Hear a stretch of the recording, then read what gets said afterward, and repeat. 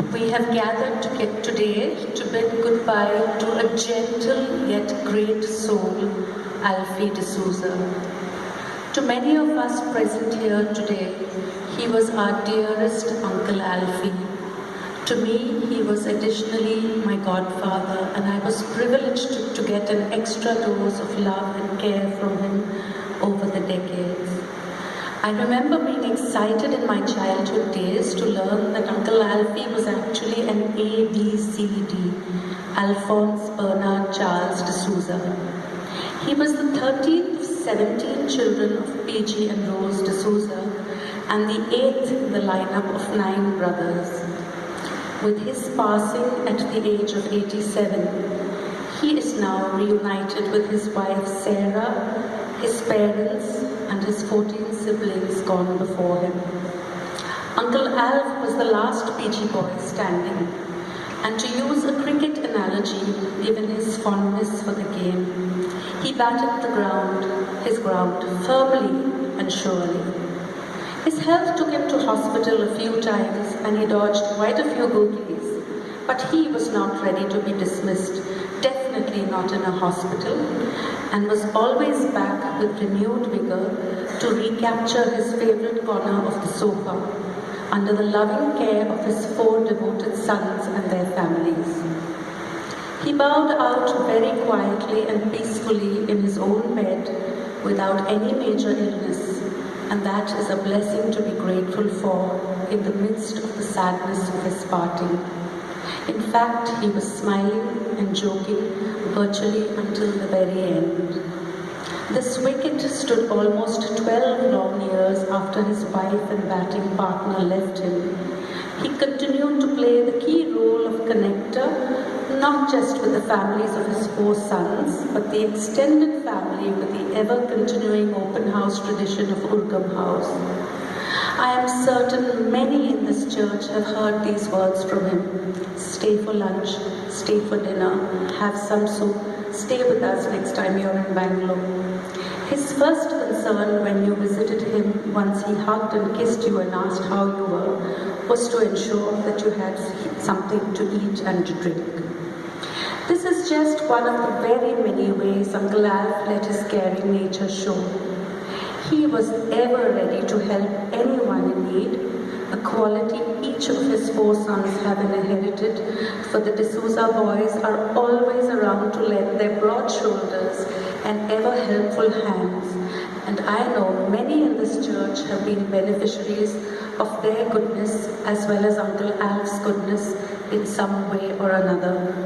Thank you, Sanjay, Dilip, Vijay and Arun, for sharing this wonderful father with the world and for continuing the values and traditions you, both your wonderful parents, stood for.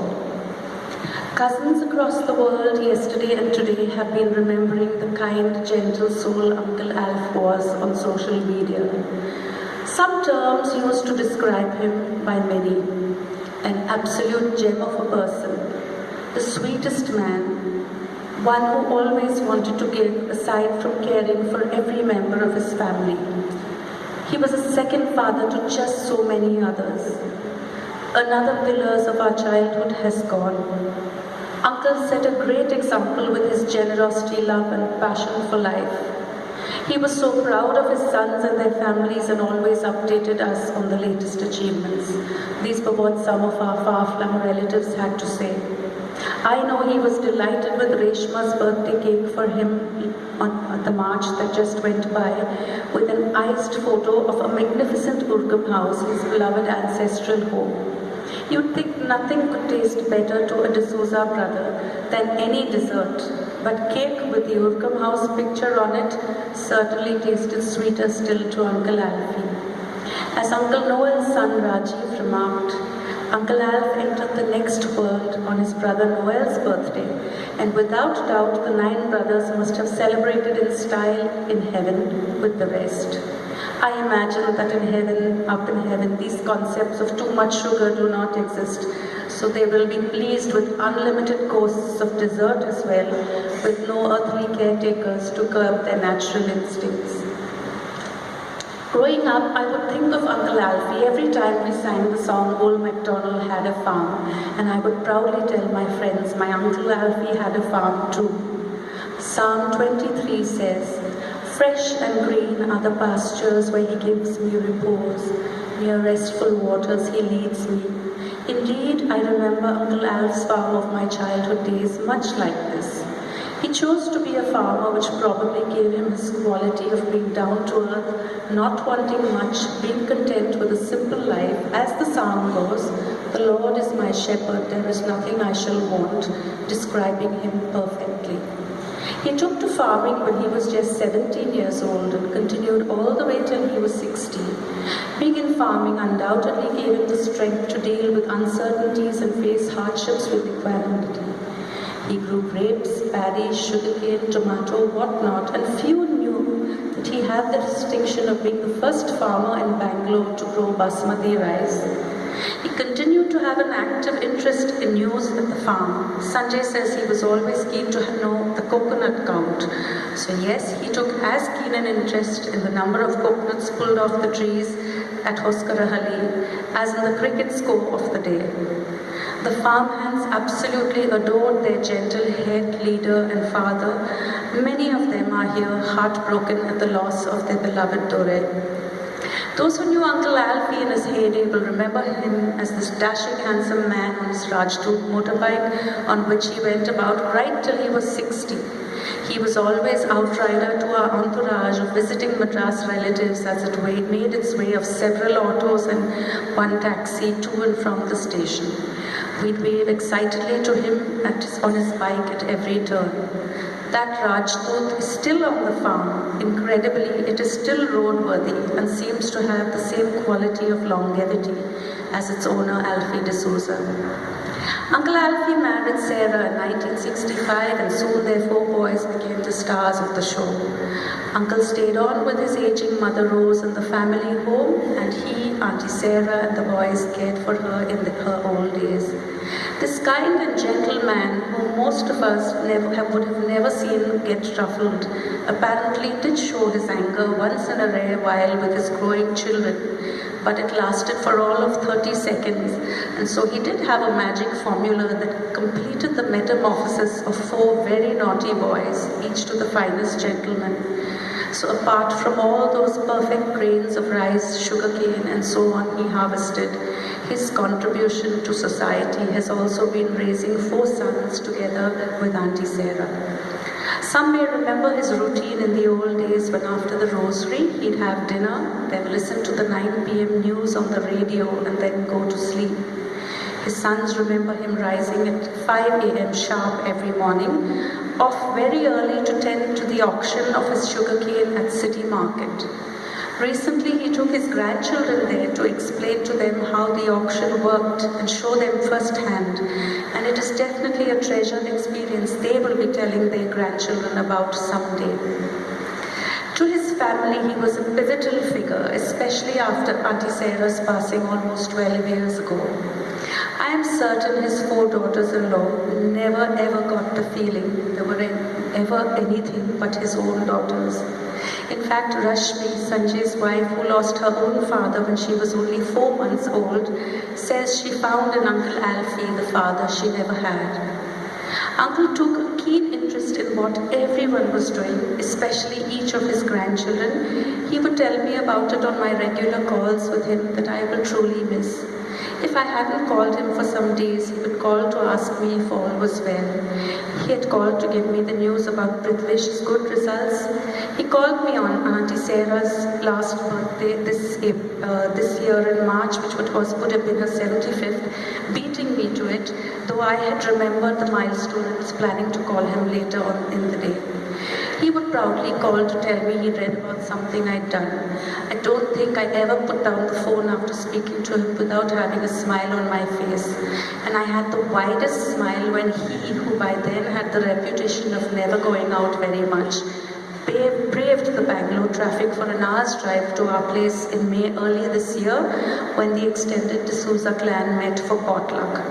Without doubt, he was an extra affectionate uncle to every one of his nieces, He had an extra fondness for every one of our children, and if you look at all the moist eyes around, that is testimony to this fact.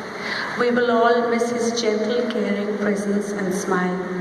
He told cousin Sarah only last week that he loved his bumper housey at the Catholic club and would join them when they went next, as he and Auntie Sarah used to enjoy the event tremendously.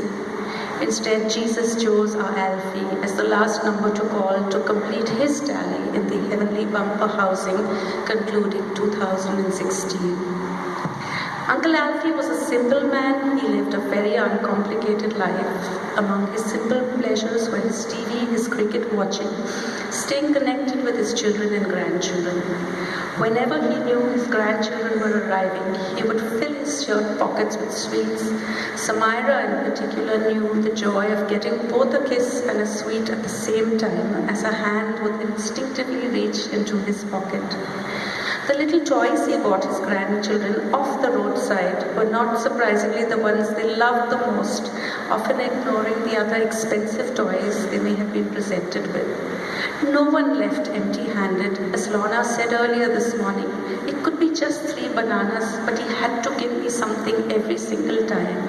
And among the other examples of his selfless giving were his service to the church, which Father spoke about, cemetery management, which he did for several years quietly behind the scenes.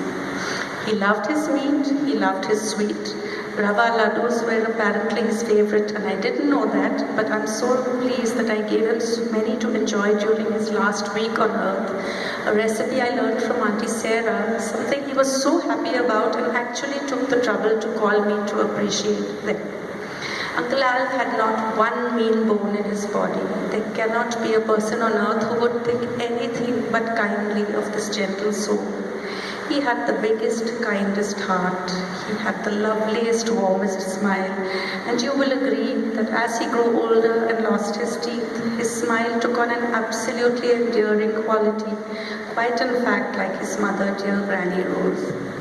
The void that Uncle leaves behind, dear Sanjay and Rashmi, Dilip and Fiona, Vijay and Rohina, Arun and Reshma, is something that you will feel in the weeks and months to come.